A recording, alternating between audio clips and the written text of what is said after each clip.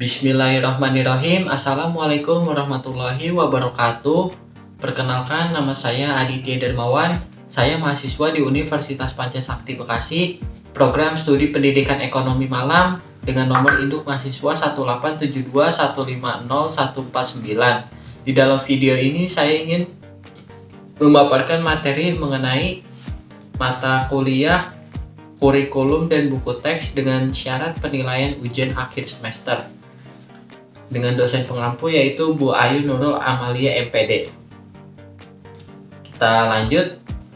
Adapun materi yang saya ambil berdasarkan modul yang saya pilih adalah tentang pengaruh karakteristik geografis dengan kehidupan sosial budaya.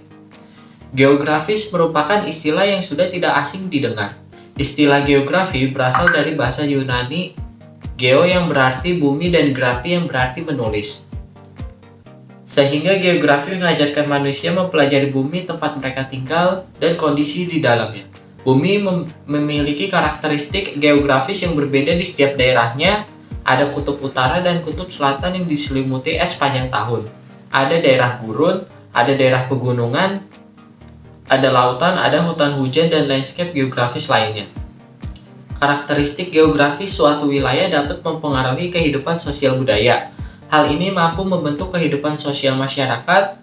Dilansir dari National Geographic, sistem fisik dan karakteristik lingkungan tidak dengan sendirinya menentukan pola aktivitas manusia, namun mempengaruhi dan membatasi pilihan yang dibuat orang.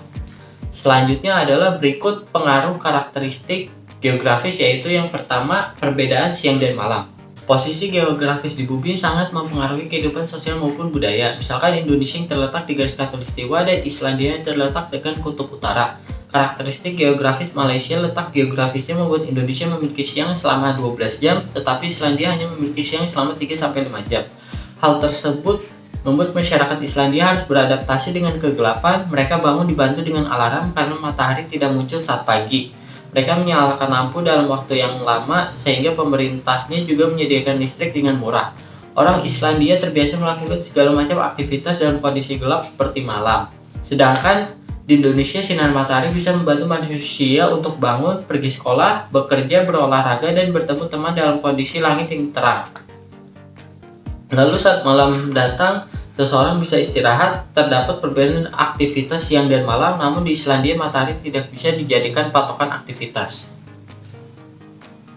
Yang selanjutnya itu adalah perbedaan iklim. Di bumi, menurut kondisi geografisnya masing-masing daerah dibagi ke dalam 4 iklim. Keempat iklim tersebut adalah iklim tropis, iklim subtropis, iklim sedang, dan iklim dingin. Dilansir dari Sociology Discussion, iklim memberikan pengaruh yang tidak dapat disangkal, misalkan jenis pakaian yang digunakan. Iklim juga mempengaruhi sistem transportasi, masa panen, dan bercocok tanam, infrastruktur, juga keperluan rumah tangga untuk dapat beradaptasi dengan lingkungan. Iklim juga mempengaruhi kebudayaan manusia, misalnya pemakaman.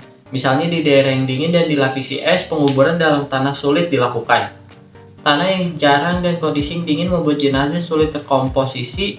Di Tibet yang dingin bahkan ada suatu kebudayaan disebut pemakaman langit, yaitu pemakaman dengan cara memberikan jenazah pada burung nasar untuk dimakan agar orang tersebut bisa pergi ke surga dengan tenang.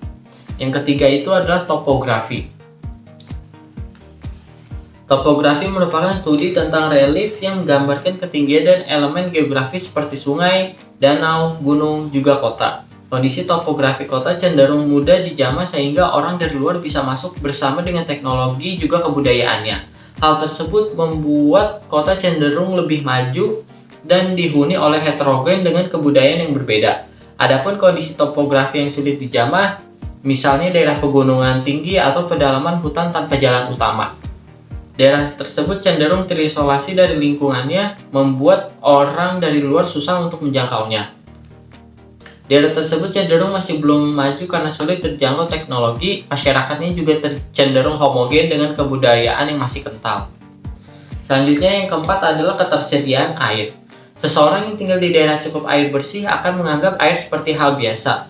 Mereka menggunakan air untuk kebutuhan hidup dan juga kebersihan. Toilet menjadi sumber air yang bersih, beberapa daerah bahkan air kerannya bisa diminum.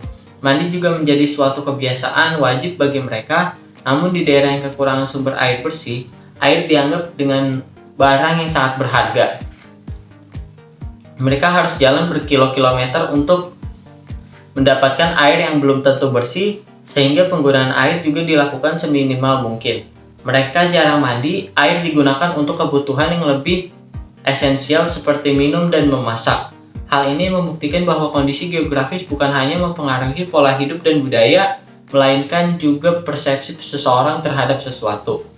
Yang terakhir itu adalah ketersediaan sumber makanan. Kondisi geografis mempengaruhi ketersediaan sumber makanan seperti hewan dan tumbuhan. Masyarakat yang tinggal di pegunungan memiliki berbagai tumbuhan dan hewan darat untuk dikonsumsi. Masyarakat yang tinggal di pantai cenderung mengonsumsi lebih banyak ikan dan hasil laut. Sekian pemaparan materi yang dapat saya sampaikan, kurang lebihnya mohon maaf. Wassalamualaikum warahmatullahi wabarakatuh.